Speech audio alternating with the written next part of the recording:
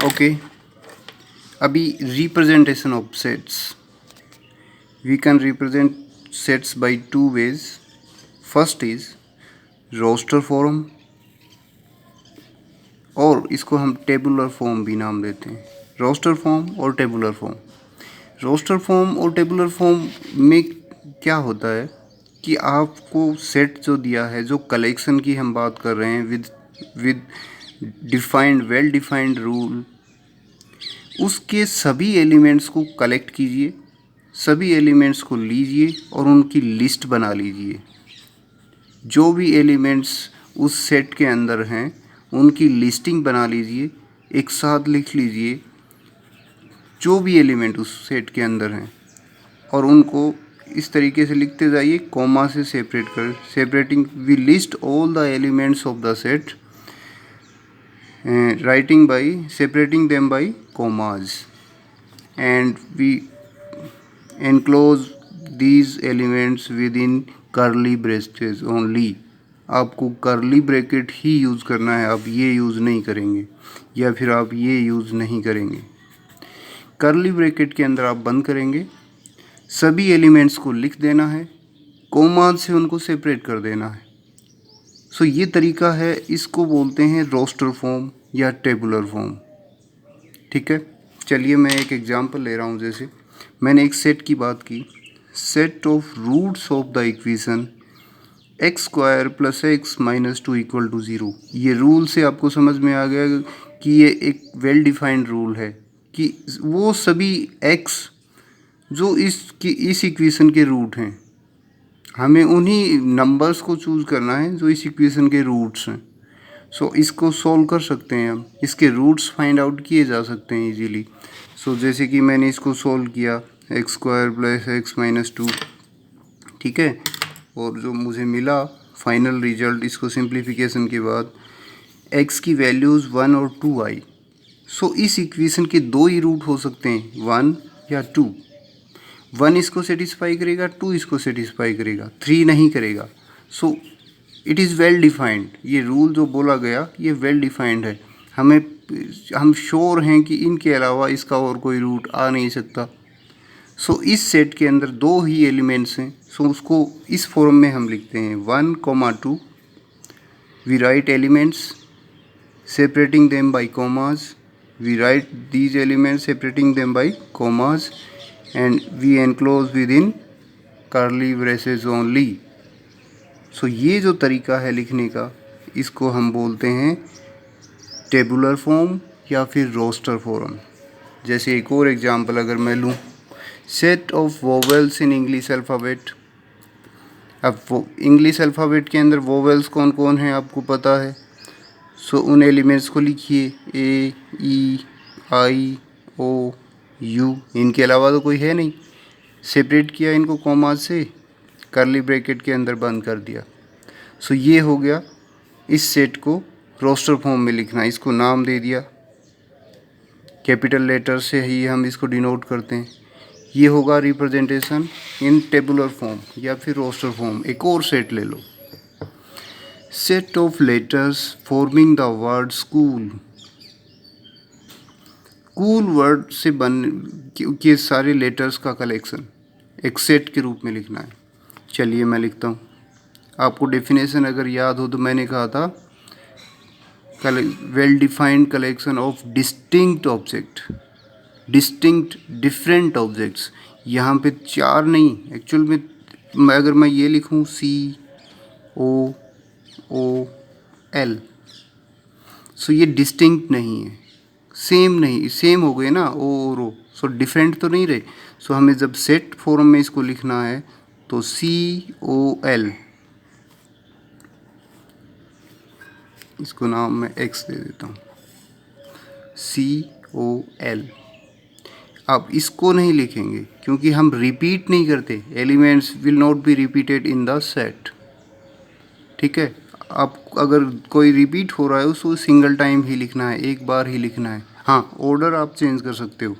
Order is immaterial, order is not important for the set. यानी मैं इसको ऐसे लिख सकता हूँ,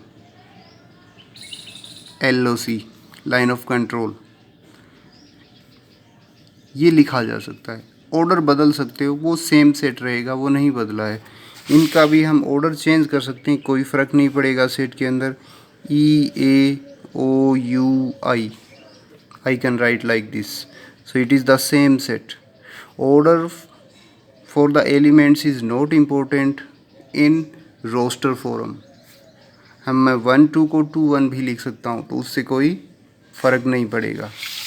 इसी प्रकार set builder form second form है। इसके अंदर क्या होता है कि जो सेट होता है, every element of the set follows a single common property, एक कॉमन प्रॉपर्टी को फॉलो करता है, ठीक है। और वो प्रॉपर्टी ऐसी है कि वो प्रॉपर्टी उस सेट के बाहर किसी अदर एलिमेंट के द्वारा फॉलो नहीं होती है। ऐसा सेट के आउटसाइड ऐसा कोई एलिमेंट नहीं है जो उस प्रॉपर्टी को फॉलो करे, क्योंकि जो भी उस प्रॉपर्टी को फॉलो करेगा उस सेट का मेंबर बन जाएगा। सो ऐसी प्रॉपर्टी ठीक से डिफाइन करनी होती है, इसीलिए इस सेट को वेल डिफाइंड बोला गया है ना।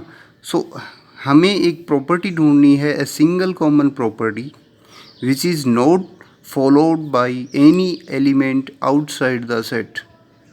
उस केस में हम इस तरीके से सेट को लिखते हैं, ये हमारा फॉर्मेट है।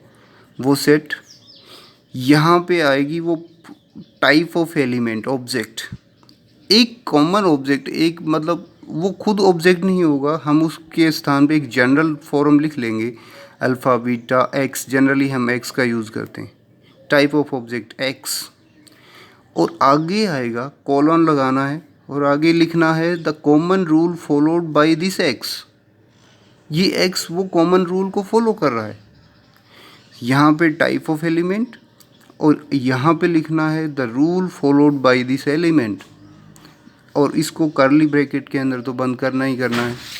सो यही चीज़, जैसे मैं इसी फर्स्ट सेट को ले लेता हूँ, ए को, set A roots of the elements of the equation x. अब हमने ये लिखा tabular form, set builder form, इसकी मैं सेट बिल्डर फॉर्म बना देता हूँ। मैं लिखूँगा एक्स सच दैट, ये कॉमन है, एक्स वो सारे x such that x is a root of, ये common property, root of x square plus x minus 2 equal to 0। वो सभी एक्स जो इस इक्वेशन के रूट्स हैं, सो वो कॉमन प्रॉपर्टी थी root of this equation. X क्या है? Root of this equation. जो भी एक्स इस इक्वेशन का रूट है वो इसका मेंबर बन जाएगा, यानी 1 इसका रूट है तो 1 इसका मेंबर है, 2 इसका रूट है तो 2 इसका मेंबर बन जाएगा, 3 इसका रूट नहीं है तो 3 इसका मेंबर नहीं है। इसी प्रकार इसको भी हम सेट बिल्डर फॉर्म में लिख सकते हैं, जैसे ये है। सो क्योंकि सिंगल कॉमन प्रॉपर्टी क्या है कि वो एलिमेंट क्या है, वोवेल इन इंग्लिश अल्फ़ाबेट। सो मैं इस तरीके से लिख सकता हूँ सेट बिल्डर फॉर्म। देखिए अब यहाँ से कंफ्यूज नहीं होना, ये एक्स उसका मेंबर नहीं है उस सेट का, एक्स तो एक नोटेशन है टाइप ऑफ ऑब्जेक्ट को रिप्रेजेंट करने का। एक्स सच दैट, आगे रूल, रूल क्या है, x is vowel in English alphabet.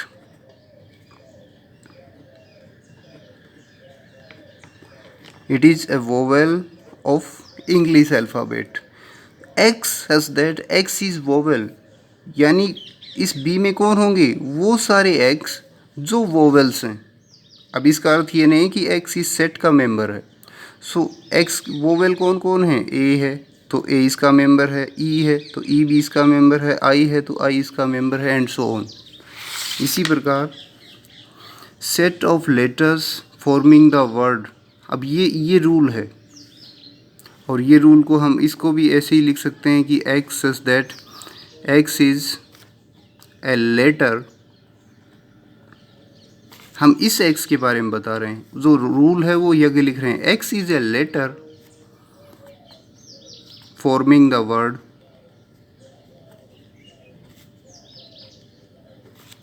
Cool और कर्ली ब्रैकेट।